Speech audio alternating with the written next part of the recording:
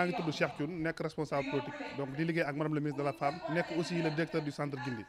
donc tey maa ngi woote fii au niveau de Balkan woo samay dëkkandoo samay mbokk samay am di jàmm ak ñi nga xam ne yàlla moom moo booleel may liggéey ak ñoom ci wàllu politique woo leen pour ñu lancer suñu campagne bu ko defee à partir de demain incha allah ñu commencé dugg ci kër yi wax ak kilifa yi wax ak ndaw ñi wax ak jigéen ñi ñu comprendre enjeu yi nga xam ne fan lañ jëm parce que réew mi fi mu toll nii dafa nekk ci dans la croisée des chemins mais donc ñun en tant que responsable en tant que jeune aussi suñu devoir la ñu am benn taxawaay pour woo leen wax leen ci importance élection yi ñu jëm ak aussi vraiment fi ñu jëm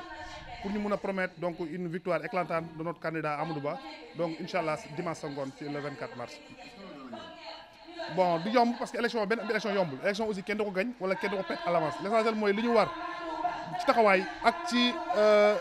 yitte dinañ ko def ba lépp loo xam ne dinañu may ndam rek incha allah ñu taxaw ci ànd ak madame le ministre Fatou Diané ak tous les responsables de Diourbel jërëjëf. Bada Ndaaye man tapel Cheikh ñoo ngi sa ginnaaw bëggee jëfe Cheikh loo jàpp ci ba boo wootee waa Colom ñëw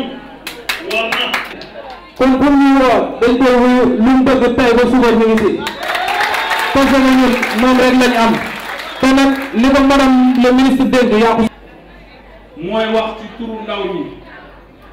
moo war a jàkkaar ñoo ne lépp dara bàyyi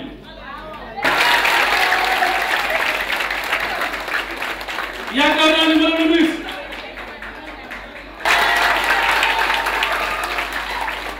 Serigne Cheikh Mbacke la ñu ko tuddee